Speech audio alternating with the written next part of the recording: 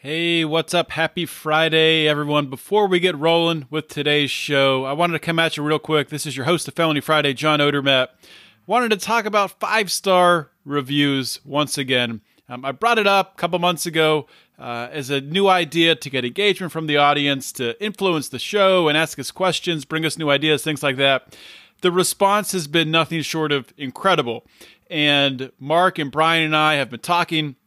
And I think what we're going to do is, starting with August and going forward, is we're going to have once a month, a separate show that is not a part of our Monday, Wednesday, or Friday show, where we address any questions or comments or topics brought up in a 5-star review. So you can leave your topic, your question, whatever, and ask me anything for all of us.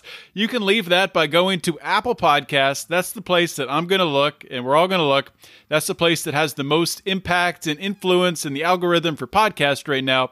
So leave it there. Leave a 5-star review. You can leave a comment. Tell us how much you love our show. What's your favorite thing? And then, just ask us anything. Give us a topic, what you want us to talk about. If you have a question about libertarian philosophy or really anything in the world, the three of us are going to get together and talk about it. So that's it, guys. Thank you so much for your great response to the 5-star reviews. And let's get rolling with today.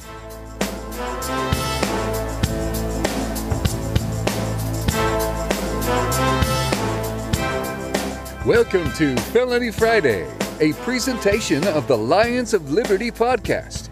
Here is your host, John Odermatt. Felons, friends, and freedom lovers, welcome back to another edition of Felony Friday, a weekly show right here on the Lions of Liberty podcast. Of course, Felony Friday is one of 3 shows on this variety network, this variety podcasting channel that we have. We have a show every Monday hosted by Mark Clare, a show every Wednesday hosted by Brian McWilliams. Make sure to subscribe on your favorite podcasting app to hear all 3 shows. I want to quickly get to today's show. I have an awesome one lined up for you all this week. Before I do that, I do want to talk about some things that I'm really passionate about, and I want to pass on to my audience here. Obviously, you guys know that I'm passionate about liberty, the ideas of liberty, advancing those ideas forward, looking for the best paths to take as we reform the criminal justice system and give people who have suffered through the system a platform here on Felony Friday. 2 other things that you might not know that I'm passionate about, or if you follow me on Facebook, Instagram, or Twitter, you might know I'm also passionate about alternative forms of income. Finding different ways to supplement your income. And in these trying times, in these difficult times of COVID, where your business can be shut down, you can be furloughed from your job, laid off from your job, it's more important now than ever to find other ways to make money, and especially to find ways to make residual income. As you do go back to work, or if you're working on something else, you can set up a side business, a side hustle of residual income that is going to pay you while you sleep, literally. The third thing that I'm passionate about is health, immunity, primarily through gut health, healing from the inside out, striking the root of the problem of gut dysbiosis, which can affect us in so many different ways. And almost everyone suffers from it because the culture, the lifestyle that we live in is going to cause problems in our gut, going to cause imbalances through antibiotic treatments, through pollution, through sugar, through processed foods, through artificial sweeteners. And it's impossible to avoid all of this stuff. Stress, everyday stress is going to impact your gut in a negative way. Impossible to avoid all of this stuff. If you follow me on social media, you know that I'm big into gut health systems. So if you're interested in learning more about the gut health systems I use to boost immunity, to really transform my life, I've lost 40 pounds, actually 46 pounds, in the past few years here by getting my gut healthy and starting to exercise again. So if you're interested in hearing more about that, please reach out to me. You can reach out to me on Facebook, friend me if we're not friends, and send me a DM, of course, on Twitter too. Twitter is @JohnOdermatt, where you can find me. Instagram is @JohnOdermatt. You can find me there. So hit me up, reach out if you'd like to learn more. Let's get rolling with today's show. Welcome back to another edition of Felony Friday here on the Lions of Liberty podcast. Today's episode, a little bit different than the past several I've had where I'm talking to felons and people who've been through the criminal justice system. Today, we're going to be talking some current events, going to be talking the Jeffrey Epstein, Ghislaine Maxwell. Is that how you say it? That's Brian says it. I'm not sure if that's right. Going to be talking about that document release, all the conspiracies around it, some of that stuff, and get into, I don't know, what we really think is going on here. So I reached out to two of the most, knowledgeable and expert people that I know in this field. Unfortunately, they did not respond to me. So instead, I got Howie and Rico. Welcome to Felony Friday. Son of a bitch, Odie. Hey, we're glad to be here. Yes, we are not felons, but I think Rico spent some time in jail, and I did spend a night in jail. Maybe that qualifies us. In a cheerleader uniform. Yes. Yeah, I'm misdemeanor Rico, no misdemeanor Rico. Mine was a summary offense. I wouldn't even had to stay if someone sober could have signed for me, but you need more sober friends. I didn't have a person like that, and I wasn't going to call my mom, so I just spent the night in jail. That's a luxury, a sober friend. Oh boy, no designated drivers. I'll be lucky to have one of those. But anyway, guys, let's first talk about what we're drinking here. So, Rico, what are you drinking on? Well, in our pre-show, I finished off the last of my delicious pear cider that I've been having in the refrigerator for a while. But I just have them every now and then. They're very good, but that's gone. So I'm drinking Corona out of a can. Interesting. Howie? Well, while we were recording our bonus, I was drinking his Flensburger Dunkel. Very good. Now, what's the alcohol content on that? This is 4.8. Oh, wow, it's low. And now I'm drinking this Dogfish Head 60-minute IPA, which is 6%. Nice.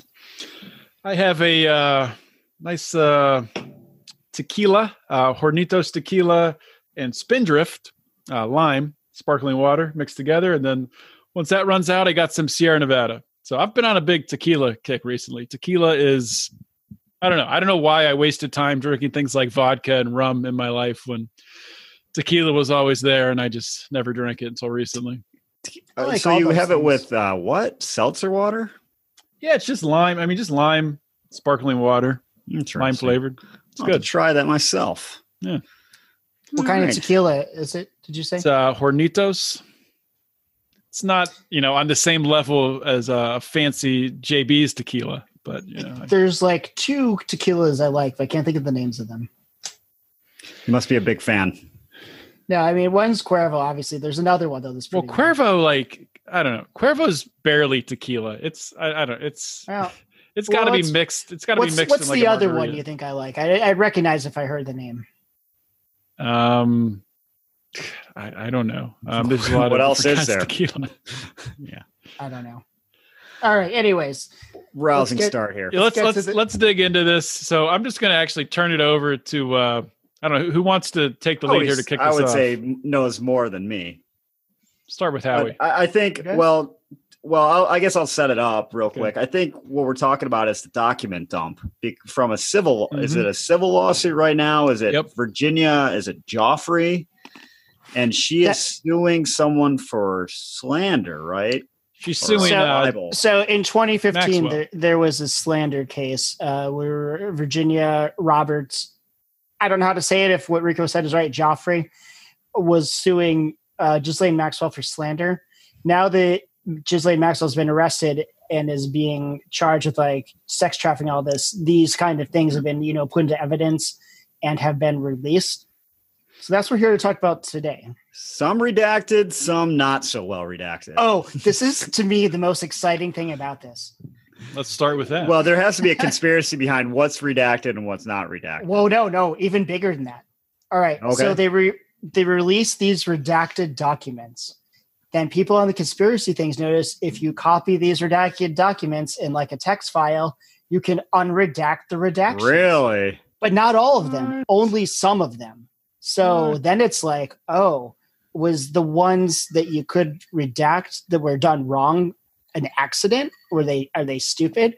Or is this on purpose? Did they want us to see some of this stuff? Yeah. Why would you redact something one way and some of them were like redacted the right way and you could not see what it said, but a lot of the stuff they were able to unredact. So how do you redact something the right way? I mean, in the old way, you would take out the wrong way. The wrong way is you have a Word document and you put like a black box over it, and you click save, and it's like I could open it and be like, oh, let's make that black box clear. Well, that's pretty obvious. You could also just highlight it, right, and see it with your cursor. So that's what they did. You do the old red line through it. You need to at least protect your documents. I mean, Jesus Christ. Well, so are you supposed to have? It's supposed to be a PDF document, I would assume, right? And then you exit out and you save it a certain. Some of it you were able to you could put it on edit mode and remove some of those redactions. So, what type of was Bill Clinton? Because Bill Clinton's mentioned in them. Was he redacted in them, and then that was they were able to unredact it, or was that? I don't believe so. But that's also the second most interesting thing about this, because this places him on Epstein's orgy island, Little St. James. But the media, for the most part, said nothing about this, which to me, I think that would be national news. It's ridiculous that you cannot cover and. Maybe they just think, well, that's giving them too much credit. I mean, you could argue this isn't news. We all knew that Bill Clinton was on Orgy Island 100 times, but I guess maybe that was only conspiracy theorists saying that before. Well, now there's hard evidence of it. Well, I guess I think Clinton had admitted to being on his plane, on Epstein's plane, but he said he wasn't on the island. I think he denied being on the island. And he said he was with Secret Service every time he was on the plane. And then these documents are saying Secret Service wasn't there. I remember Howie saying that was not true. There was records of him not being with Secret Service. He denies ever being on the island. It's come out that he's been there. Well, at least Virginia Joffrey says so with some young girls, and that he was there without Secret Service. And she also said that, his name is on Epstein's flight manifest, but also Ghislaine Maxwell said that she had a helicopter license and she flew Clinton there several times herself. And I doubt that is on any kind of flight passenger manifest. Ghislaine Maxwell flew Bill Clinton to the she island? Can fly helicopters. She can who is this lady? Pilot submarines. Who she is? She's a Mossad agent. Yeah. Dude. I'm telling you, she is above Epstein. She was probably his handler. Her dad was this big Mossad guy. And this whole operation, people just think of it about pedophilia and underage sex. No, this was an intelligence operation. This was to blackmail powerful people and to control them and to get them to do what they want. Well, you were mentioning before, right, that she was arrested in the United States. Is that correct? Yeah, this all seems very, very strange to me. With the funds and resources he has, and I likely being shocked. a seasoned intelligence agent, you could disappear and probably never. I was shocked that she was. To me, it's either she wanted to be arrested at this point in time, or did you guys see the video of the arrest? No, because there's not one. No video. Has anyone seen a picture of her since the arrest? You're not gonna. Oh, that's interesting. I don't even know if she's alive anymore. I don't know. This whole thing. I hate to get conspiratorial, but we're talking about. No, you don't. We're talking about people with the funds and connections and the blackmail on everyone. When it comes down to it, we just heard Trump saying on TV that Epstein was either murdered or killed himself in jail. And that's what we keep hearing. It's well, he didn't say he was murdered or killed himself. Yes, he did. But listen, Trump said that? Yeah. Epstein would. Well, they already say he killed himself. Well, that's what we're hearing. We're hearing he either killed himself or he was murdered. And we're allowed to have this conversation, which leads me to believe that neither of those things are true, and that he's still alive. And we saw some of that drone footage of his island, and it looked like a dude that looked like Epstein there. I don't know. It's a little far away. It could have been Anthony Bourdain for all I know. But it's just strange to me that the Epstein didn't kill himself thing was allowed to go so far. And there's no, he killed himself. No, he was murdered. Isn't that?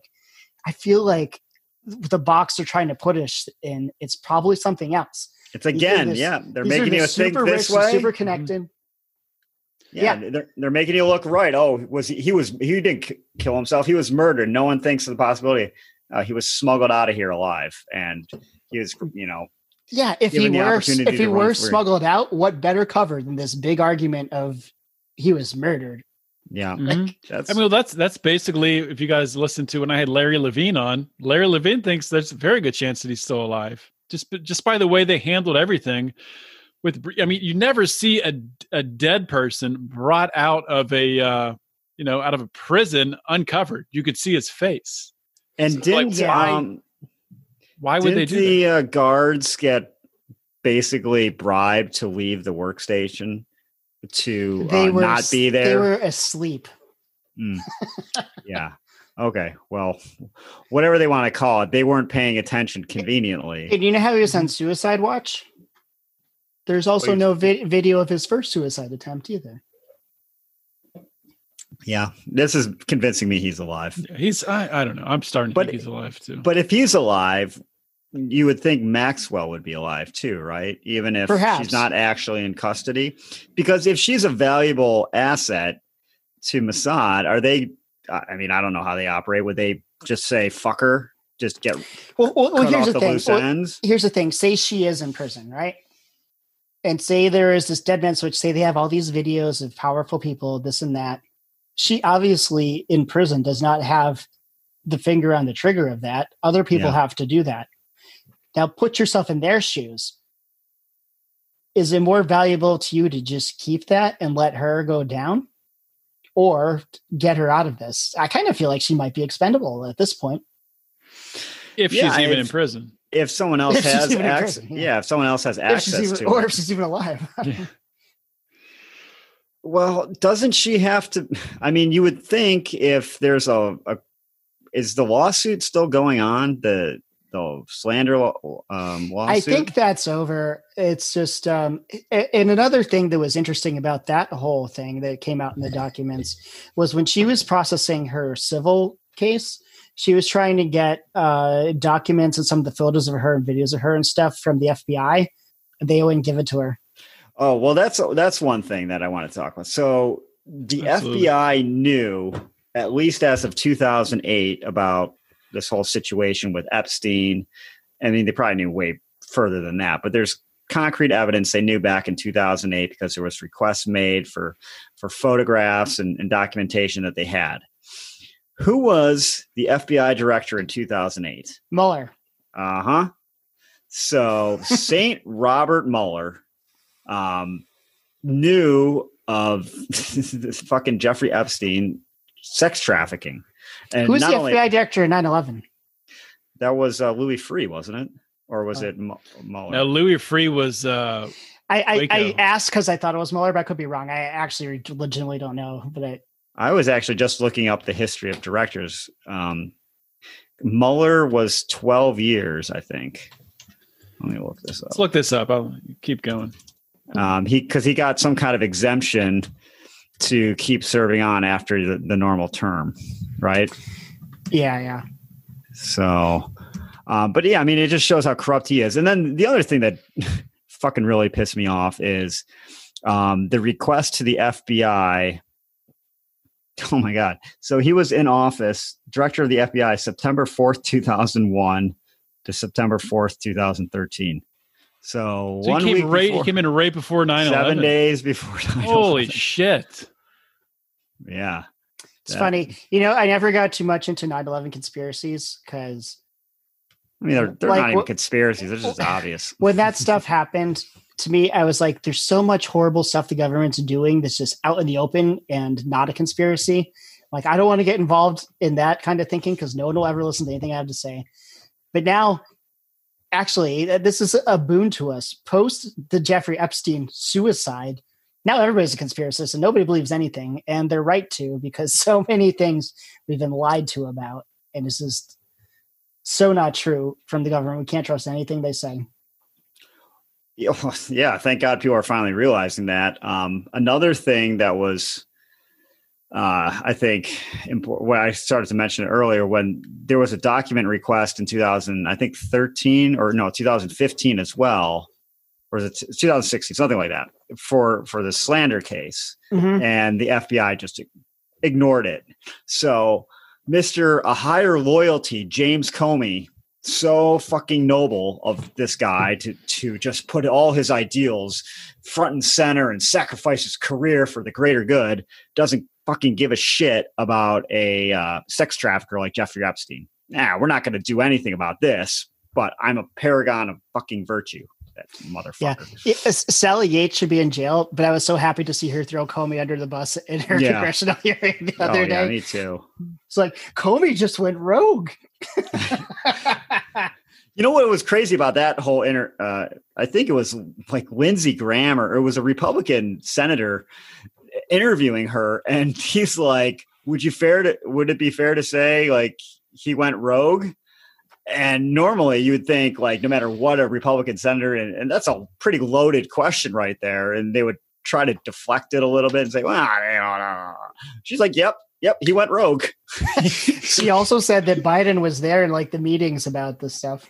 Yeah, well, it's going to be awkward when she's the vice president for a week before it becomes president, I guess. She won't be a vice president. Sally Yates. She's not black. Well, I guess it's her number one qualification to be vice president. Joe Biden's vice president. Unless he doesn't remember. So, those were two things that I found interesting about the FBI. I've got a legal question for you. So, I probably won't be able to answer. Well, so we know that he got a sweetheart deal back in the day, Epstein did. And somebody in Trump's administration that was over it. And when he asked about it, he was like, I was told by my superiors that he's intelligence. We got to let him go or whatever. But I was reading, and this is why I'm asking you, because I don't know if it's true. I was reading this on conspiracy threads, that this non-prosecution agreement that he signed may have covered other people too, like Clinton. Oh, yeah.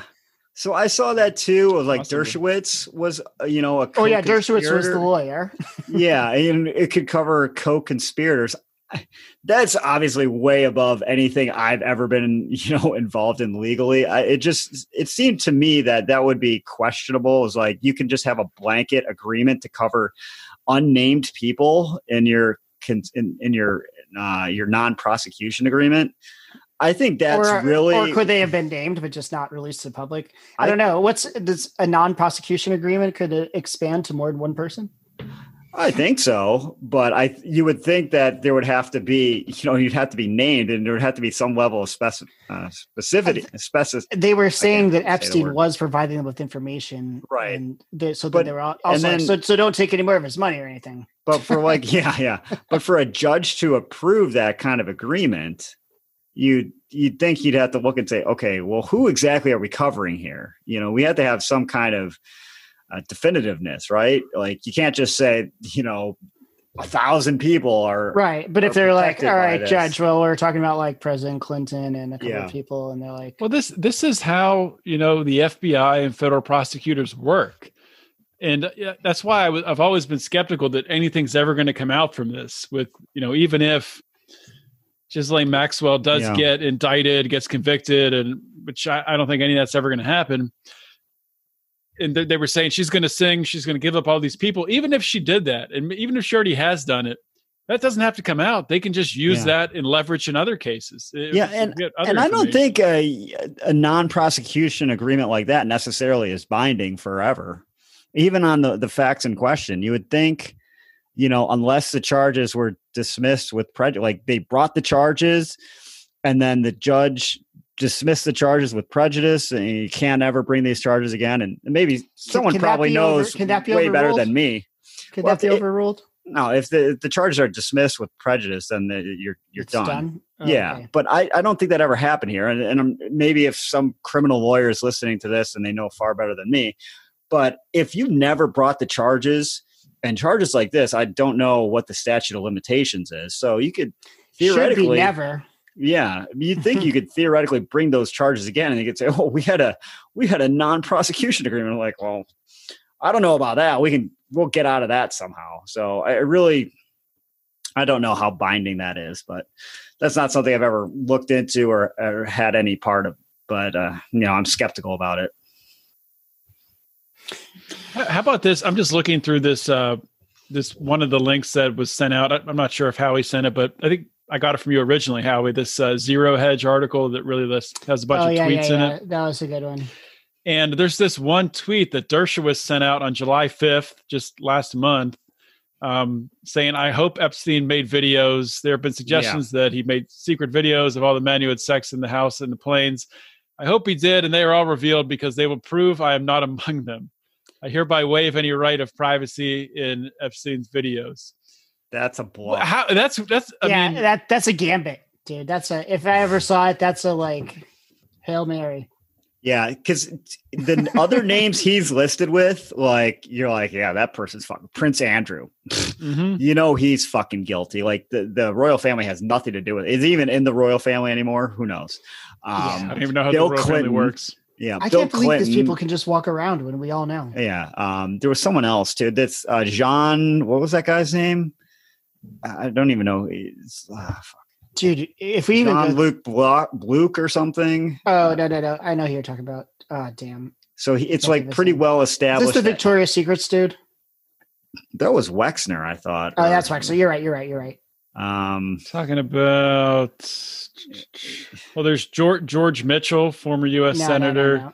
No. Don't make me click on links. Well, Bill Richardson. Oh, yeah. I think he's definitely guilty. Oh, yeah. Well, where did Epstein have a ranch?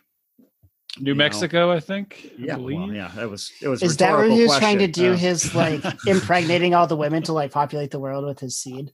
I think so. So, dude, that's so crazy. Him and the scientist thing, Bill Gates was associated with him, and so is the creator of The Simpsons, Matt Groening. Yes, I saw that too. Apparently, Virginia Roberts alleges to have given him a foot massage. Yeah. So I was talking about is that a foot job. A lot of foot massages in this release. So I was talking about Jean-Luc Brunel. I'm not really sure who that is, though. Oh, is he related to Nexium? That sex cult? I don't know. With the girl from Smallville? I don't think so. I don't feel like type in. It's French modeling agent who was Epstein's friend. Someone type Brunel. Well, I'll do it. Hold on. Someone type. Why can't you type? My keyboard's so loud. Oh, that's fine. So, but the other names that why did I just blank on it? That Dershowitz was linked with, it seems pretty well just taken for, they were involved. Is anyone really denying Bill Clinton other than Bill Clinton? Was anyone saying, oh, that's bullshit? There's no way. I think eventually Bill Clinton's going to be like, you got me. From what I hear, Hillary was at the island. Oh, I absolutely believe that too. You know what's crazy? And I was thinking about this before because we did a whole conspiracy corner on Pizzagate, 2 years ago, 3 years ago or something. And people just mock Pizzagate. They're like, oh, it's so outlandish when it's true. All this fucking circumstantial evidence of it. It's beyond a coincidence. And then this comes out and you're like, all these high level people are on a pedophile island. Are we really going to say, oh, there's no way all these rich and powerful people were also doing this in Washington, DC? Dude, there was, so here's the thing. It's like Pizzagate. They've made it sound ridiculous. Anybody brings up oh, that crazy conspiracy theory.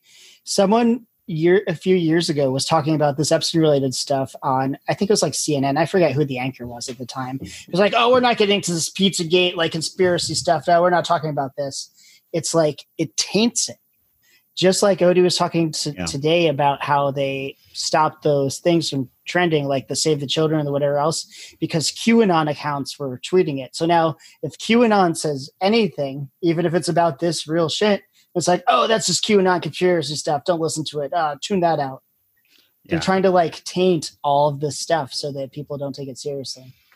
Hey, just want to take a real quick minute here to talk about another libertarian podcast. If you haven't listened to Good Morning Liberty, it's a 5-day per week show. Nate and Charlie, I don't know how they do it, 5 days per week, pumping out fantastic content. Also, their Twitter game, I have to say, I've been following them on Twitter, is on point. At Good AM Liberty. Check it out. I don't know if it's Nate or Charlie running the account, but whichever one is doing it, fantastic job.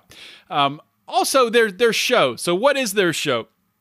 They are trying to really take the onus of trying to change people's minds of how people view libertarians.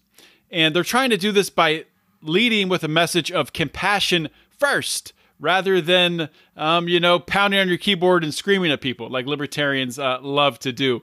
So they're looking at ways in which policies impact people and using the principles of liberty to provide compassionate solutions. They both have backgrounds in healthcare. They own a healthcare IT company. Check it out. Good Morning Liberty, wherever you get your podcasts. You can also subscribe to their podcast by going to bernielies.com, which so awesome redirects right to their podcast links page. So check that out. Good Morning Liberty.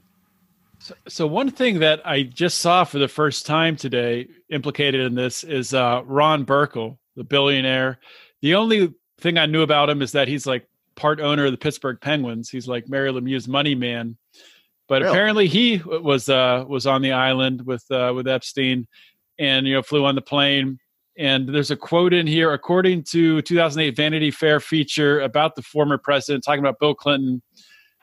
Burkle's usual means of transport is the custom-converted Boeing 757 that Clinton calls Ron Air, and that Burkle's own circle of young aides privately referred to Air Fuck One.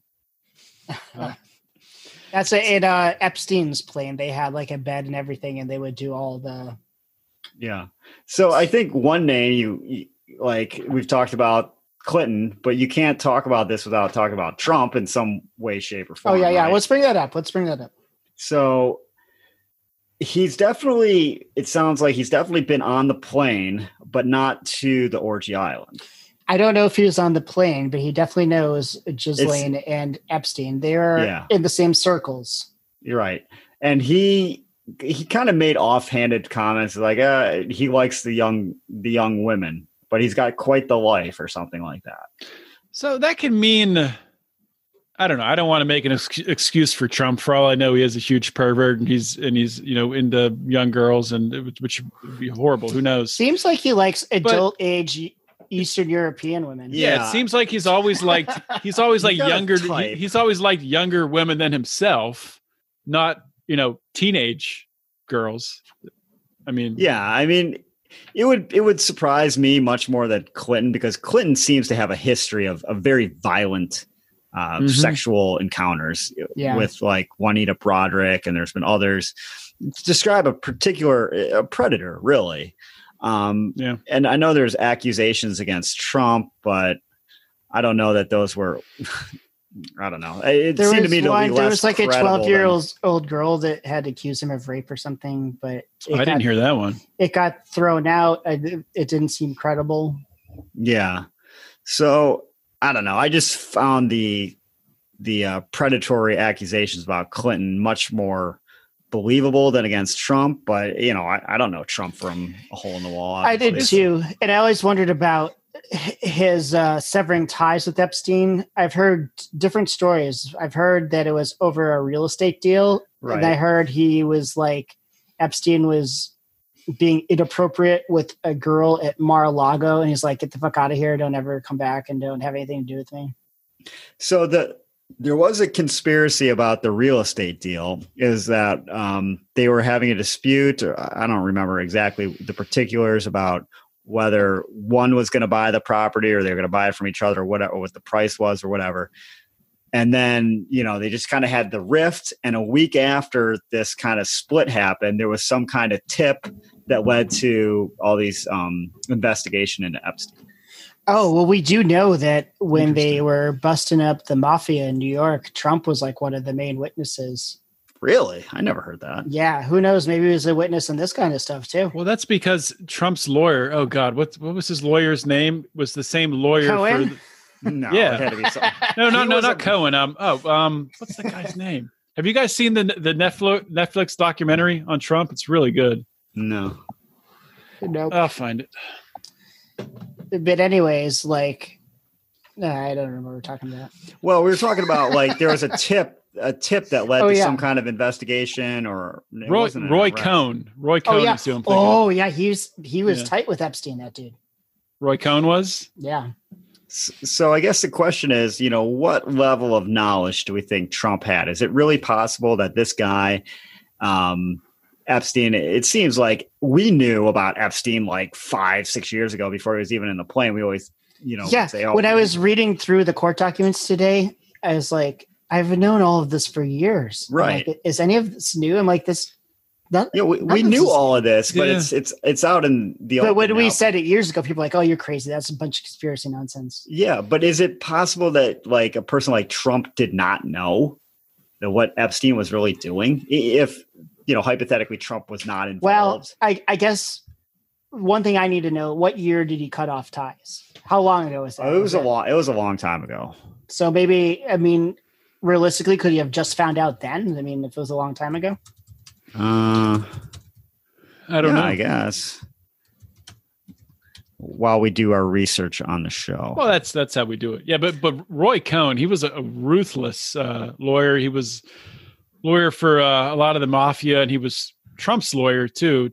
When Trump was a young real estate developer coming up in New York City, he befriended, or I guess Roy Cohn befriended him, and they did a lot of deals together. Okay, so this says in 2004, they were suddenly rivals, each angling to snag a choice Palm Beach property that was being sold in bankruptcy. So, the 2004, charges and things against Epstein weren't until much later. It's possible he didn't know. 2008. When did Chelsea Clinton get married? Ghislaine Maxwell was at her wedding. That's true. Is Ghislaine Maxwell's sister married to Fauci, or is that not true? I don't know. I heard that too. But really? They kind of look alike. I never researched it. Let's do some more research. Apparently, just an interesting tidbit of extraneous information. Fauci, they don't put him on air very much in Germany because he looks a whole lot like a Nazi Holocaust doctor, surgeon, and did lots of awful things. Uncanny resemblance. So I think Fauci's a whole other fucking can of worms, but looks like his wife's maiden name Christine Grady. So I don't know. Chelsea Clinton was married in 2010. So and Ghislaine was at her wedding. I could send you pictures if you don't believe me. Well, I believe you. You're talking about to everyone who listens to the episode. I think I try to speculate when it's an opinion or I'm speculating, but yeah, that's a fact. So one thing I thought was interesting about Trump is, what's her name? Ann Coulter. Is that her name? Oh yeah. The fucking crazy. She hates Trump now. Yeah, but she tweeted right away after this news dump or these document dump that this is what we've known all along. Trump was on the plane, but he was never at the island. So it's almost like she's defending him in a way, because she tweeted it out right away. Like, this is nothing new. We knew all along Trump wasn't part of it, at the island. He maybe took a courtesy plane from Florida to New York, which a lot of the rich and, famous people did. So I saw that. I was like, is she defending him? Because I thought she hated him. So I don't know. Maybe it's just more us against, Republicans against the fucking Democrats. There's also a lot of the intellectual and scientific community that is tied in with Epstein as well. I forget the guy's name who was the go-between that would help Epstein really enter into these circles. I think it was John Brockman, a literary agent who had the Edge Foundation. And I guess he connected Epstein with academia and scientists at MIT and things like that. But Epstein's also been connected with Elon Musk. I know Musk had dinner with him at least once, him and his wife, and Musk has said basically, yeah, we just had dinner with him and that's it. So, and I'm sure that's happened, I'm sure he's had dinner with plenty of people that weren't fucking kids. It's not like everybody who Epstein talked to is a pedophile. I think you got to be careful with how you implicate people. It's like shit. I mean, I've got pictures with lots of pedophiles, but that was just because you worked as a page. That was just because I was a congressional page, and the Congress is packed with them. How many old lawsuits redacted do you have? Nah, I got none. Nothing happened to me. Nah, it makes you feel like, why wasn't I like? What was wrong with me? What was wrong with me? Wasn't that like a South Park episode or something? No, but it's funny. My friend who Mark Foley did go after, and we didn't know at the time, but he did end up being gay. So it's like maybe they knew, maybe he had the gaydar. I don't know. That's a Always Sunny in Philadelphia episode when Mac. Oh yeah. Mac like meets his his high school gym coach or whatever when he's older and finds out that he like sexually harassed all these other kids, and Mac's like all hurt by it that he didn't try to abuse that show. Oh God, what a messed up show, but ridiculous. So something I think should be addressed. Like we all know a lot of this is about pedophilia and sex trafficking. We all know a lot about this is about blackmail and power and influence and control. But, and not to bring back to Pizzagate, there's a lot of weird occultish type stuff going on here too. If we look at Epstein's Island, where he had like this weird temple with a dome on it, and just even in their house, all the weird crap they had. And Pizzagate people who, all right, we don't know that they did anything, but if you look at like the crazy art and shit that the Podestas have, like, and their associations with people like that Abramovich woman and the like spirit cooking, all this stuff, like there's some weird, like some kind of occult satanic like shit going on. I don't know what to make of that, or if it's, is this not something worth mentioning, or is there something here? Well, I think it does tie in with Pizzagate.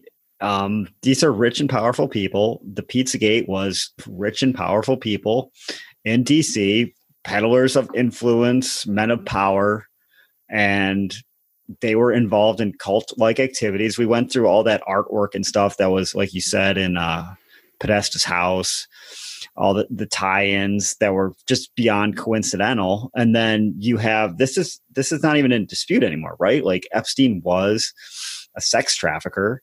Yep. He had these temples on his island. There were rich and powerful DC people being flown there.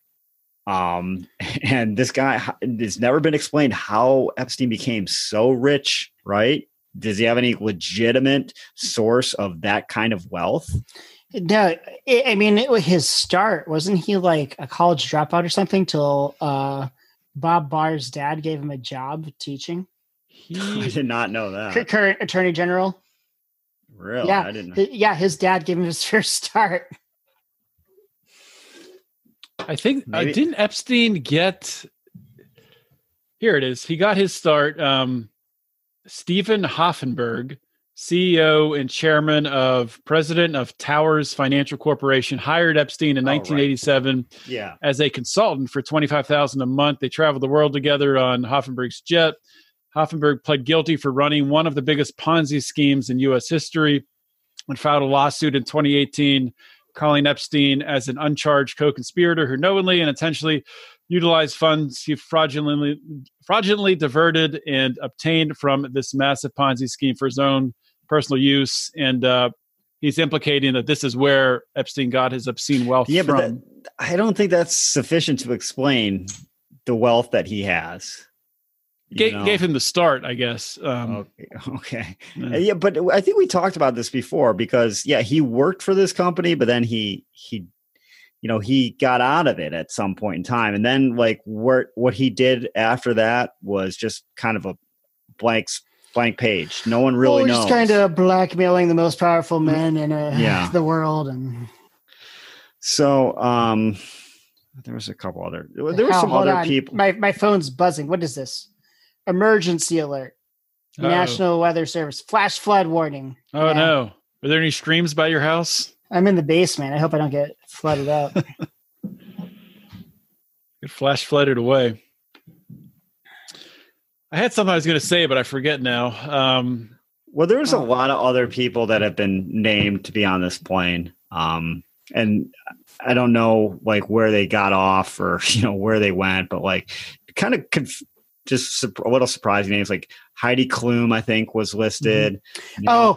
Who's the woman who just like blocked 1 million people on Twitter and stuff? And like, I wouldn't know. It was some model. Well, wasn't Christy Teigen? Yeah. That's what I'm talking about. Christy Teigen. I think she's tied to this, isn't she? Well, she was. And she was saying like, well, if I was with him, I would have been a victim. Wow. She like blocked like 1 million people on Twitter, and because there's some connection, people are talking about it, so she starts blocking everyone, saying like, "I don't feel safe." Happen? I thought like her. It was like 2 weeks ago. Yeah. I don't know. I mean, it's COVID times. It could have been months. There was a bunch of people that, like you mentioned, there was an MIT professor. Speaking of the scientists, just so we all know that the politicians lie to us and the news media lie to us, but let it be known that buying a scientist is just as easy as buying a politician. Just ask JB.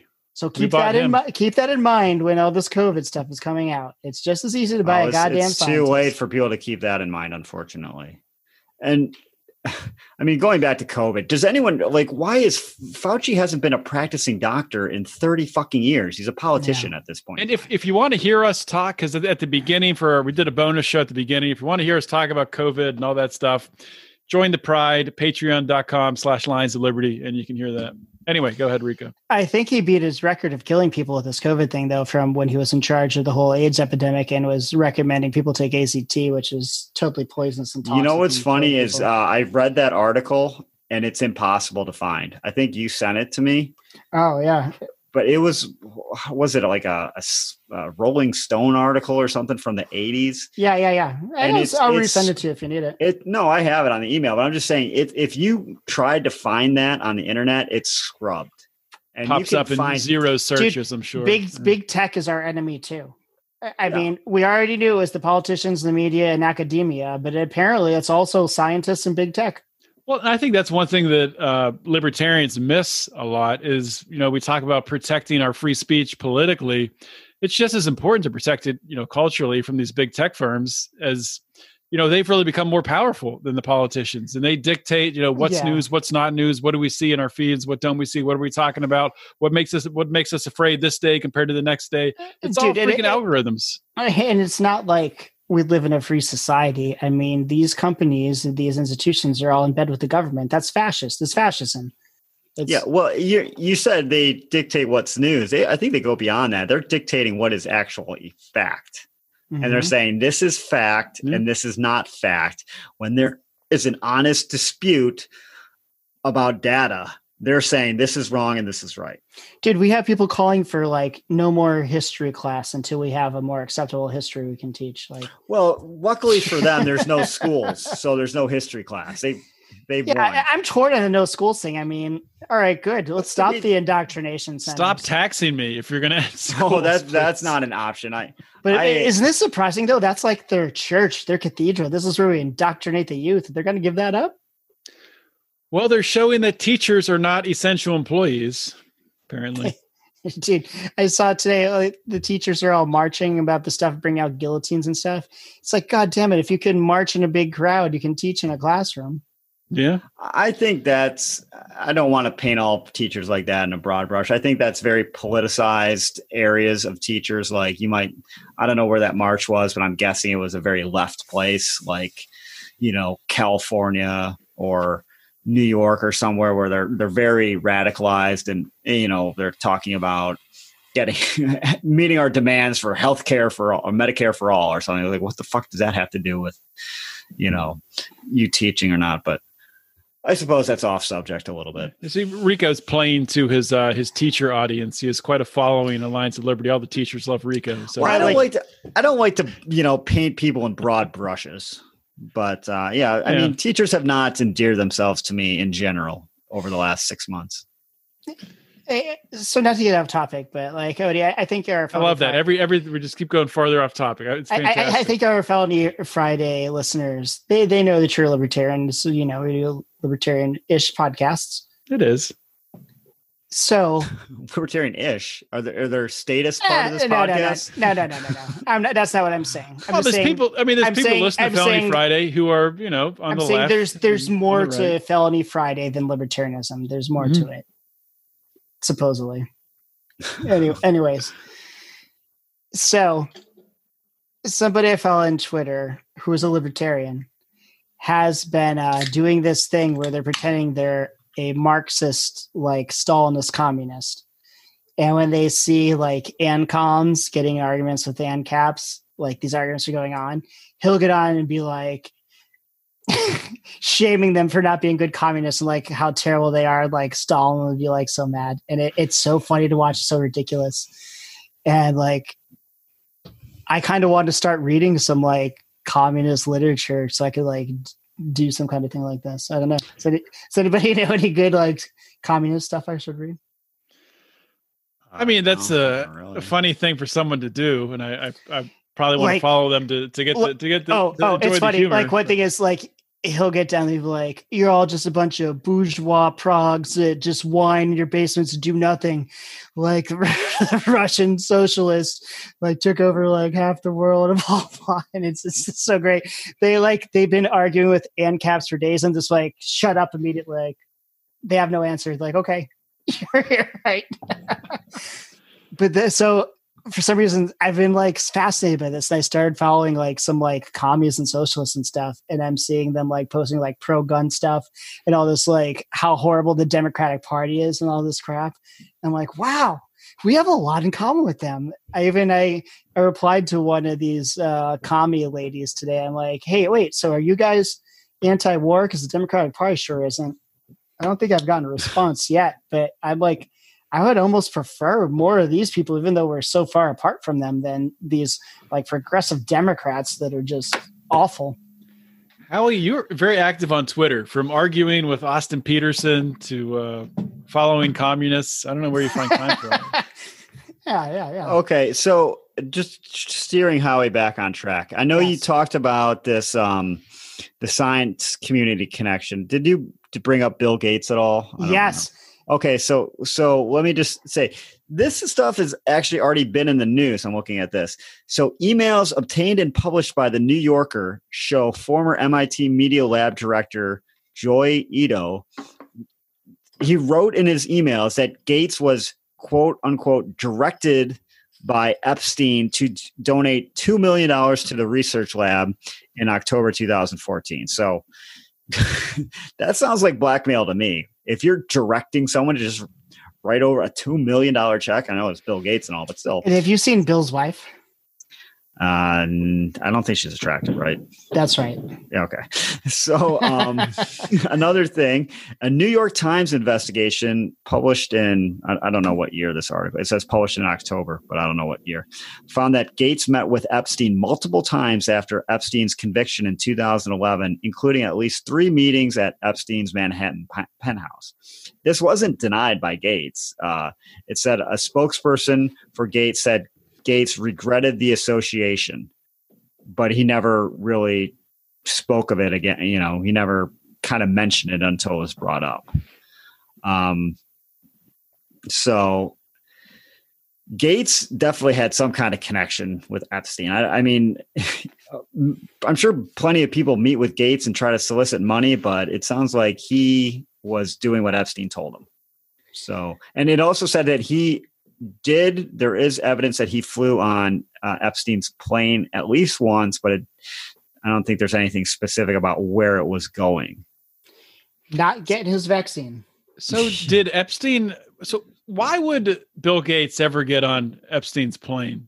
Wouldn't Epstein get on Bill Gates' plane? Yeah, right. Are you serious? The Bill Gates plane doesn't have the bed and the underage. No. What legitimate I think that's what he's saying. Like, oh, for legitimate reasons. There is none.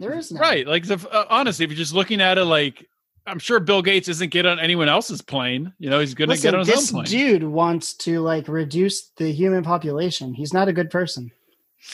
See, I go back and forth on this whole Bill Gates being the devil thing, and I haven't gone. I've gone one way. I haven't come back from that one way.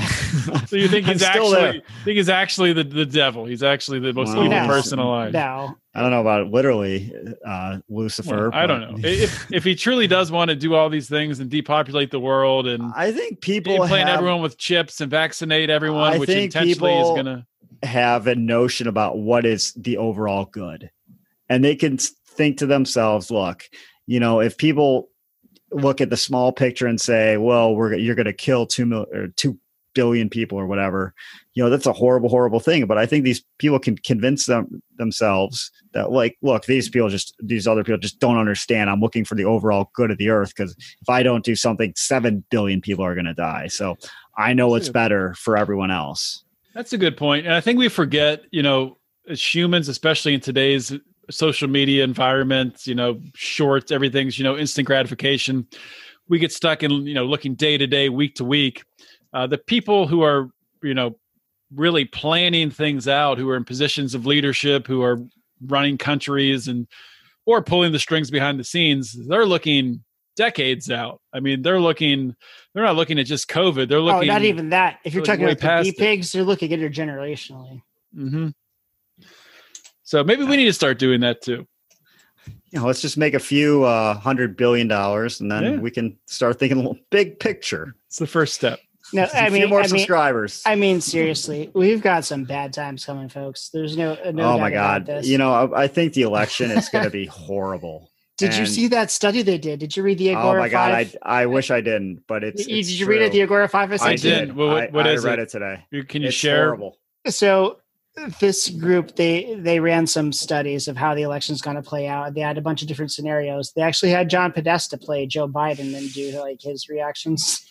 Wait, what? I couldn't believe this was a real thing. And John anyways, Podesta, no matter what happens, it's going to be violence in the streets and political turmoil. I think the only way there's not going to be violence in the street is seriously, every which way they looked at it, it's violence in the streets and political turmoil. The only possible way it's not, I think, violence is if Biden wins in a landslide. He wins like 70% of the popular vote. He wins 350 votes in the Electoral College. He has to win in a landslide. Otherwise, it's going to be I don't agree, because it's all mail-in vote. It's going to be so much mail-in voting. People just won't believe it. Exactly. Yeah, it's not. There's no way. There's no way it's not. This is going to be a disaster. There's no way around it. They've set the stage for just there's zero. Yeah. Dude, what you said. They want. Okay. I keep saying they. I'm talking about I do believe that there are forces that are trying to orchestrate things, and it's since I've been able to vote, they want to portray elections as illegitimate. In 2000, we had the hanging chads, and. Yeah. I forget what it was in 2004. In 2008, 2012, it was like, he's a Kenyan Muslim. He's not American. Well, I don't remember 2016, it was like Russian interference. What was it? There was something. It hasn't been John Kerry. I think everyone was just like, John Kerry. But they seem to want to try to make our election process seem illegitimate. Yeah, and this one for sure.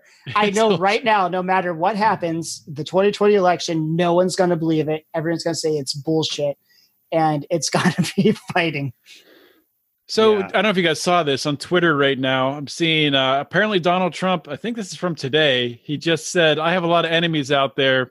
This may be the last time you see me for a while. So what? Really? That happened. Is Donald Trump in on it to destroy the country?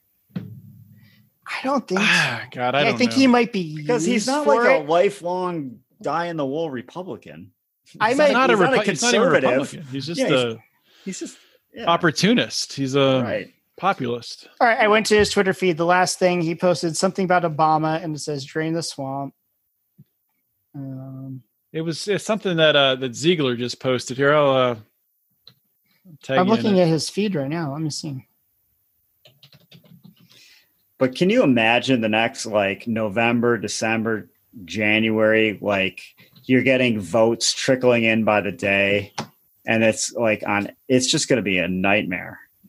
It's going to be and in the end, no one will accept it. Yeah, it's going to be a lot of violence and a lot of property damage. I was like thinking today, I'm like, shit, should I still? If you haven't yet, start becoming preppers, folks. Yeah. Like, get out of this country. Get out of the cities. Get out of the cities. That's where we're going, right? Uruguay? Sure. I just got to make sure I can bring my pit bull there. I need to get more guns. Board up the house. And if we can travel, I was like, the kid's not in school. Like, I work from home. Are you going to do the Ron Paul curriculum? I don't even know. I guess I would have to look. I mean, he's still going to be enrolled. It's like Tom Woods' classes, dude. Your kid will love it. It's probably so boring. Actually, you know what I did do? The first two or 3 weeks of like after March where we did learn from home and it was a joke. I had him start watching. I would pull up a Ron Paul YouTube video every day. I'd have him watch it and then we would talk about it. And I was trying to explain like economics and a little bit of foreign policy. Excellent. Yeah. So I'll have to start doing that again because he wasn't learning shit with his actual teachers.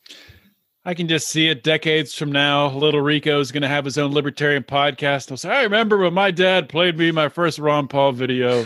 Hey, let's close this out with what's the best thing your dad ever taught you or the most important thing? Oh my God. That's wow. I'll start. I used to hate this when I was a kid. Shit would happen. My dad would be like, hey, life's not fair. And like after I was in the army and I was in charge of other soldiers and they all would be bitching like, oh, this isn't fair. That voice of my dad would come back in my head like, hey, life's not fair. Well, it's true. Yeah. I would go with, I guess, thinking back on it, he would fucking get irate if I ever half-assed anything, whether it was like, something with school or, sports or something. If he saw that I was not doing, what I was my best, I was just going through the motions. It was fucking hell. So don't ever do that. Don't be a fucking half-asser, except when it comes to podcasts, you can kind of half-ass the research. Actually, you should half-ass podcasts. I would say for one that pops in my head is, I used to get like, and I still do from time to time, but like real stressed out if I was doing any sort of, if I had like for work, like a big meeting, it's like early in my career, or if I had to like do a presentation or something, or like the event that pops into my head is when I was going in to negotiate with the owners of the house that we live in now. We bought it directly from the owners. They were basically hoarders. And I was stressing out, about how to negotiate the price, what I was going to say, what I was going to start with, what was going to be my stopping point. And my dad just broke it down. He's like, you got to have fun with it. If you're not having fun, then what are you doing? So it just kind of changed my perspective on when you're getting stressed out, if you're going into some sort of big meeting or something, or, just relax, have fun. That's going to make it a lot easier. I think that's a good words of wisdom. And who would have thought we would have had a feel-good moment at the conclusion of Jeffrey Epstein and Ghislaine Maxwell? Yeah, that's the truth. Well, this has been fun, guys. I'll just say once again, thank you both for coming on the show. Wait. And we didn't do Is It a Crime and Should They Do Time for Jeffrey Epstein? Is that game over? Yes and yes. I think they should actually find him since he's snuck out of prison and hang him. So, Ghislaine, yes, it's a crime. Yes, it should do time. Okay. I think we're unanimous. No, I think we're good. Yep. Lock him up. Put in the music. Lock him up. But so that's a wrap. If you want to hear the little pre-bonus show that we did talking about COVID and a little bit about the Beirut bombing, and if you'd rather die from starvation or in a nuclear attack, if you want to hear the answer to that, our answers to that, join the Lions of Liberty Pride. Go to patreon.com/Lions of Liberty. And from Howie Snowdon, from Rico, our legal counsel, and from myself, John Odermatt, always remember to keep your head up and the fires of liberty burning. Thank you for listening to today's show. Another great episode of Felony Friday. As you know, Felony Friday is one of 3 shows we have here on the Lions of Liberty podcast. Of course, we kick off every single week with our Monday show hosted by Mark Claire. It's our longest running program, our flagship program. where Mark interviews leaders in the liberty movement. Every Wednesday, we have Electric Liberty Land, hosted by Brian McWilliams. It's your weekly shot of culture, comedy, liberty, swearing, and just good fun. Check that out. You can get all 3 shows by subscribing for the great price of $0 per month. You get everything that we have here. So please check everything out. And if you like it all, please consider supporting what we're doing here at Lions of Liberty. A great way to do that is by joining the Lions of Liberty Pride. You can do that by going to patreon.com/Lions of Liberty. Another great way of doing that is by following, liking, sharing our stuff on Facebook, Instagram, or Twitter. You can find us on Facebook at facebook.com/Lions of Liberty. On Instagram and Twitter, we are at Lions of Liberty. And the discussion forum where all the greatest and brightest minds go to talk about politics, liberty, everything that's happening in the world today, current events, the Lions of Liberty Forum on Facebook, which you can find by typing Lions of Liberty Forum in the search bar at the top of Facebook, clicking search, comes up, say you want to join it, answer a question, bam, you're in, and the rest is just going to be a great journey for you. So check that out. That's all I have for today. This is John Odermatt signing off. Always remember to keep your head up and the fires of liberty burning.